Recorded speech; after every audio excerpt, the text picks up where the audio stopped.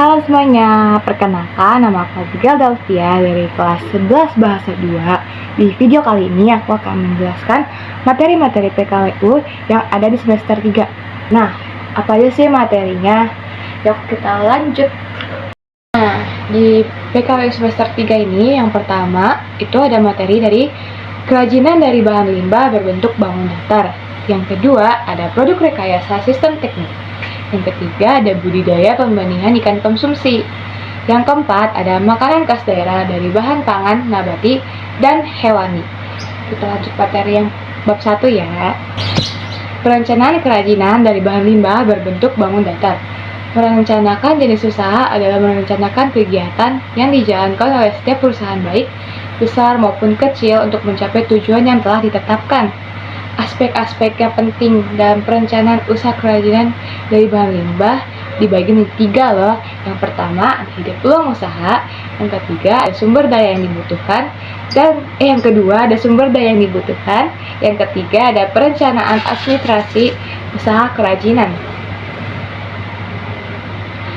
Aneka produk kerajinan dari bahan limbah berbentuk bangun ruang.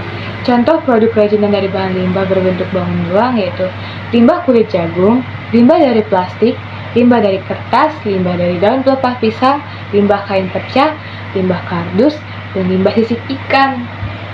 Nah, contoh-contoh tersebut itu bisa dijadikan kayak berbagai jenis kerajinan yang bisa kita pakai buat kehidupan sehari-hari. Potensi kerajinan dari bahan limbah terkait dengan daerahnya loh. Biasanya ada yang di daerah pesisir pantai atau laut, dari daerah pegunungan, dari daerah pertanian, dan dari daerah perkotaan. Pengolahan limbah sebagai produk kerajinan, cara pengolahannya yang baik yaitu ada pertama pemilihan bahan limbah. Yang kedua, ya limbahnya kita bersihin dulu dong. Yang ketiga, itu ada pengeringan. Yang keempat, ada pewarnaan. Dan yang kelima, ada pengeringan setelah pewarnaan. Dan yang keenam, jadi deh hasilnya finishing. Strategi promosi produk kerajinan dari bahan limbah berbentuk bangun ruang pemasaran sebagai proses di mana perusahaan menciptakan nilai pelanggan dan membangun hubungan yang kuat dengan pelanggan dengan tujuan menangkap nilai dari pelanggan sebagai imbalannya. Jadi strategi promosi ini biasanya kita kayak ngajak-ngajak pelanggan-pelanggan kita buat menyukai produk yang kita bikin. Biasanya kita tuh kayak bikin promosi tadi. Biasanya contoh promosinya di poster, di media online, media-media yang pokoknya baliho, brosur gitu-gitu.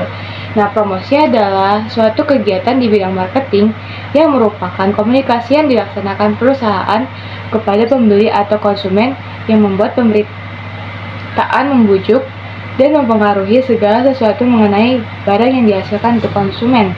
Jadi promosi ini juga sangat penting untuk kita ngejual produk kerajinan yang kita buat. Nah, kalau misalnya promosinya jelek, ya nggak ada yang mau beli lah. Siapa yang mau beli? Biasanya promosi itu juga tergantung sama barang yang kita pakai gitu, sama kemasannya. Nah, itu kemasan yang penting. Ini tuh kemasannya fungsinya buat menjaga produk sama yang menarik perhatian juga. Itu balik lagi ke promosi. Nah, yang terakhir, perhitungan titik impas atau break-even point. Produk kerajinan dari bahan limbah. Bangun ruang break-even point adalah suatu keadaan di mana perusahaan dalam operasinya tidak memperoleh laba dan juga tidak menderita kerugian. Jadi gak rugi sama gak untung. Jadi benar-benar posisinya pas gitu. Gak ada yang dirugikan, gak ada yang diuntungkan. Nah, biasanya buat BEP ini ada keterangan rumus, ada rumusnya lah. Nah, keterangan rumusnya ada BEP itu singkatnya dari break even point, FC itu fixed cost, FC ada variable cost, P itu price per unit, S itu sell volume. Di bab 2 ini ada sistem rekayasa teknik. Sistem teknik merupakan perencanaan atau pengembangan suatu sistem yang lebih baik melalui sistem mekanis atau sistem pada manusia dengan mesin. Sistem teknik mengembangkan keterpaduan antara elemen yang saling berinteraksi, bersinergi, dan kolaborasi yang dapat diilustrasikan pada produk elektronika. Jadi di bab ini kita tuh belajar kayak keuntungan dari sistem-sistem yang ada di dunia ini sama manusia. Jadi kayak bersatu gitu lah pokoknya, kayak ini besi, ini manusia, kalau digabungin kan nanti ide-idenya ada tuh, jadi kayak udah berkembang gitu. Jadi sistem teknik tuh kayak gitu. Produk elektronika dengan sistem teknik kendali otomatis dapat dimaknai sesuatu yang bekerja sesuai dengan keinginan pengguna sistem teknik. Pada kendali otomatis adalah suatu sistem yang menghubungkan antara sistem mekanik, kelistrikan, dan elektronika secara bersamaan dengan sistem informasi untuk mengendalikan produksi sistem mekanik adalah dalam contoh di atas. Contohnya itu ada penanak nasi sendiri, sedangkan sistem kelistrikannya ada ya energi listrik yang dimasukin ke penanak nasi itu. Ya, yang dibedakannya untuk memanaskan elemen pemanas. Jadi buat mekanik kelistrikan dan elektronika tuh selain dari contohnya penanak nasi, ada kayak kipas nih. Kipas kalau nggak ada listrik ya nggak nyala. Sama juga kayak tadi dibilang penanak nasi, kalau nggak ada listrik ya nggak panas. Jadi antara barang sama listriknya juga harus sama, kita harus kompeten. Jangan kayak barangnya ada listriknya nggak ada, buat apa?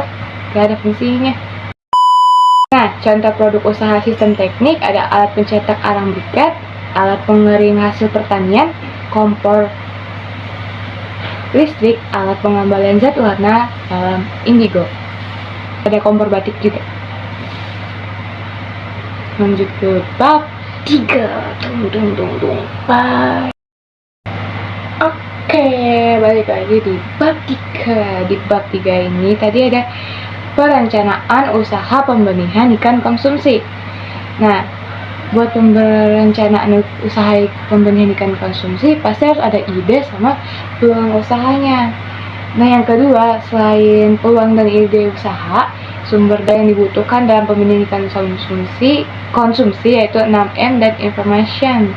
Yang ketiga, ada perencanaan usaha pembenihan ikan konsumsi. Jadi kalau kita mau bikin pembenihan ikan konsumsi, misalnya contohnya lele, ya kita harus siapin tempatnya, kita harus siapin benihnya, kita harus siapin makannya dia, kita harus siapin semua keperluannya biar nanti gimana lele itu bisa beranak dan makin banyak keturunan si lele-lele ini, dan jadi dia kayak makin banyak lah ikannya, dari satu jadi beribu-ribu. Nah, perencanaan usaha pembenihan ikan konsumsi biasanya itu di perusahaan, lokasi, komunitif yang diusahakan, konsumen yang dituju. Biar rata-rata pembenihan ikan konsumsi itu buat dijual lagi ke orang lain. Jadi dia beli benihnya, kayak beli bibit-bibitnya, dia besarin, dia jual lagi ke orang lain. Buat di pasar tujuan, kayak ya bisa di pasar-pasar kadang kita temuin kayak orang jual ikan, jual ayam terus hampir sama gitu. Tapi ini lebih ke ikan. Ada partner yang diajak bekerja sama, kan nggak mungkin kita kayak ngurus itu sendiri ya. Jadi kita harus kerjasama sama orang lain, sama teman kita, sama saudara kita, biar gimana itu yang lagi kita jaga nih kan konsumsinya bener-bener terawat gitu. Misal kita sibuk kan ada orang lain yang jaga, jadi terawat pokoknya, jadi kayak kita nggak pusing sendiri. Yang ke ada personil yang dipercaya untuk menjalankan perusahaan, sama kayak tadi, orang yang benar-benar kita percaya buat bantuin kita usaha pembenihan ikan konsumsi. Terus jumlah modal yang diharapkan dan yang tersedia, pastinya harus ada modal. Kalau nggak ada modal, gimana kita mau pembenihan ikan konsumsi? Jadi perlu pikirkan modal lagi ya. Ada penyebaran promosi. Kalau misalnya ikannya udah gede-gede nih, udah tinggal dijual atau diapain, kita promosi lah ke tetangga kita, mbak beli dong, mbak kita jual ini loh, gini-gini. Pokoknya di setiap bab PKWU itu promosi penting, karena kalau nggak promosi kita alias kita nggak laku jualannya ya. Terakhir ada kebutuhan pasar terhadap benih ikan konsumsi. Anakannya itu biasanya itu bisa kita jual, jadi nggak harus nunggu dia gede lagi terus kita jual ke pasaran. Bisa juga anakan itu kita jual ke orang lain yang sama kayak kita mau menjalani usaha pembeningan ikan konsumsi. Manfaat ikan konsumsi ya untuk menurunkan tekanan darah yang akan menjaga kesehatan jantung. Jadi ikan itu sangat berfungsi ya kawan-kawan semua untuk kesehatan jantung kita atau kesehatan kita yang lain. Pokoknya yang baik-baik tuh ada di ikan. Jadi kita harus makan ikan. Nah, yang ada kebutuhan alat dan bahan, sama kayak tadi aku bilang, kalau mau pembenihan ikan konsumsi ya harus ada alatnya, harus ada bahannya. Ya kalau nggak ada ikannya mati, nggak tumbuh. Yang terakhir ada pengemasan produk ikan konsumsi. Ini biasanya yang udah dijual ke orang lain yang udah jadi nih ikan udah dimasak gitu. Biasanya tuh ikannya tuh kan kayak ada yang dijual-jual di nasi padang gitu kan ya kayaknya ada gitu. Pokoknya di warung-warung yang jual, di warteg, jangan jauh-jauh ke nasi padang, ke warteg pasti ada ikan kan di situ. Nah biasanya itu kan dijualnya ada yang metode tertutup sama terbuka. Biasanya kalau terbuka tuh yang kayak di pasar-pasar, yang dijual di pasar-pasar yang masih kelopak-kelopak kadang, atau enggak yang udah mati tapi belum dimasak. Nah yang tertutup itu biasanya kayak di warteg-warteg tuh, yang udah dimasak gitu, makan masuk ke perut dilapet. Nah ini dia contoh ikan konsumsi di sini nanti ya, pokoknya sini ya. Itu tuh ada, bisa kita lihat kayak ikan nila, ikan tongkol, ikan mas, ikan gurame, apa lagi nih, udang. Pokoknya ikan yang bisa dimakan ya. Dan bab terakhir, bab 4, makanan khas daerah yang berbentuk bahan pangan dari nabati dan hewani. Nah, aku mau jelasin dulu apa itu hewani, apa itu nabati. Hewani itu kayak ayam, daging-dagingan gitu. Pokoknya yang berbau daging, terus telur juga yang dihasilkan sama itu hewan, itu termasuknya ke hewani. Nah, kalau nabati itu sayur-sayuran kayak pecel, salad, segala macem yang nggak ada dagingnya itu masuk ya ke nabati. Tapi biasanya seringkali kayak orang Indonesia tuh nyampur nabati sama hewani berseimbang ya. Jadi kayak kitanya sama-sama dapet yang baiknya gitu. Makanan khas daerah adalah makanan yang dikonsumsi di suatu daerah. Karakter masakan di suatu daerah biasanya mencerminkan karakter masyarakatnya. Contohnya kayak dari daerah apa dulu ya, dari daerah Sumatera deh, dia tuh kan orangnya ya kenal ya, orang Sumatera gimana pasti kan ya, makanya juga pedes segala macam, pedes gitu kayak orangnya. Maaf ya, real. Tapi gak guys, ada yang baik-baik orang Sumatera tuh. Jadi tergantung cara, jadi makanan daerah itu tergantung ya masyarakatnya, cara konsumsinya gimana, cara selera yang mereka gimana, rempah-rempahnya mereka gimana. Intinya yang itu ya, bukan yang tadi. Karakteristik makanan khas daerah. Yang satu, masakan dari Jawa Barat menghasilkan berbagai jenis sayur mayur. Masakan Jawa Tengah banyak menggunakan bawang putih sebagai bumbu dominan yang lebih menyukai rasa manis dibandingkan yang lain. Yang ketiga itu masakan Jawa Timur menggunakan terasi dan pete sebagai pemberi rasa pada masakan. Nah ini Sumatera nih menggunakan banyak bumbu yang cabai sehingga rasanya relatif pedas dan santan kental. Jadi yang aku bilang tadi berkau, tapi itu bukan kayak galaknya ya, tapi kayak mereka suka yang pedas-pedas. Ya pedas-pedas karena daerah mereka juga sebagian masih terbilang masih dingin sih kayak ini.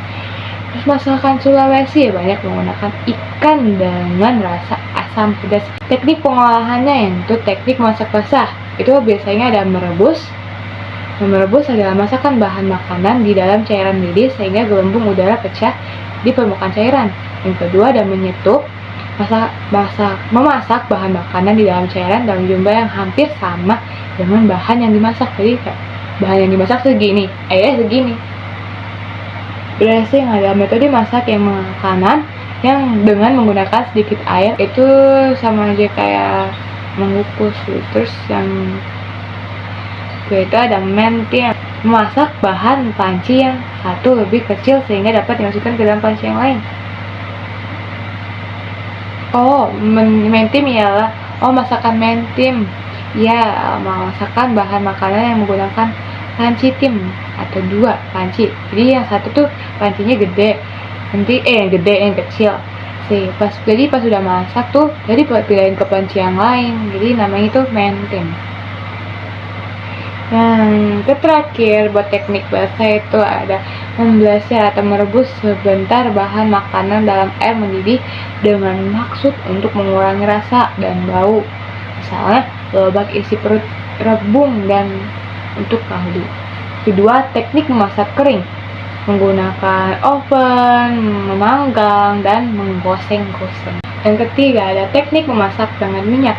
Itu ada menumis, menggoreng. Biasanya tuh menumis tuh enaknya kacang panjang ya, yang kayak capcay itu, masih termasuk gak sih? Pokoknya capcay lebih seringnya air sedikit terus ditumis terang itu menggoreng ya dengan minyak ya.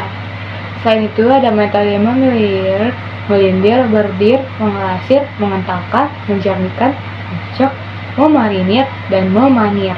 Ada video dari aku untuk hari ini. Untuk tugas kali ini sebenarnya lebih tepatnya tugas PKU pengayaan di semester 3. Nah, buat teman-teman makasih udah nonton. Buat Bu Dani juga makasih udah buat bantu nilainya. Jadi semoga kita semua diberikan kesehatan buat Tuhan Yang Maha Esa dan kelancaran rezekinya juga ya teman-teman, karena kita perlu yang namanya money. Pokoknya makasih ya semuanya. Ya maaf kalau aneh, karena emang dari sananya tadi saya yang tahu. Oke, dadah, see you the next tugas video. Bye.